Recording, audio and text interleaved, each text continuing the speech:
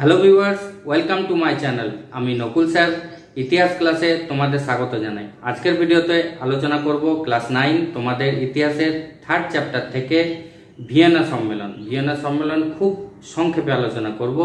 তোমাদের পরীক্ষায় যদি 2 নম্বরের সংক্ষিপ্ত প্রশ্ন আসে বা টিকা আসে, তাহলে 4 লাইনের মধ্যে তোমরা সঠিক উত্তরটি কিভাবে লিখতে পারবে আজকের ভিডিওতে আমি আলোচনা করব এবং আমি দেখিয়ে দেবো উত্তরটা কিভাবে তোমরা লিখবে। এসো তাহলে ভিডিওটি শুরু করা যাক। দেখো তাহলে তোমরা 4টে লাইনের মধ্যে কিভাবে ভিয়েনা সম্মেলনটি লিখবে। তো এইভাবে শুরুটা করবে। নেপোলিয়নের পতনের পর 1815 খ্রিস্টাব্দের 23শে নভেম্বর বিজয়ী রাষ্ট্রজোট অস্ট্রিয়ার রাজধানী ভিয়েনা শহরে সমবেত হয়। এটি ইতিহাসে ভিয়েনা সম্মেলন নামে পরিচিত।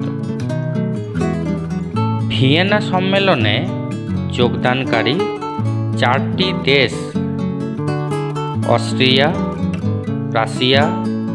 রাশিয়া এবং ইংল্যান্ডকে একসঙ্গে বিগ ফোর বলা হয়।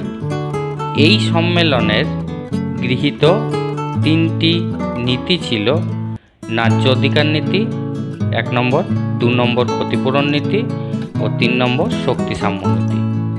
তো এইভাবেই 4টে লাইনে তোমরা কিন্তু ভিয়েনা সম্মেলনটি 2 নম্বর বা সংক্ষিপ্ত প্রশ্নের জন্য লিখে নিতে পারো।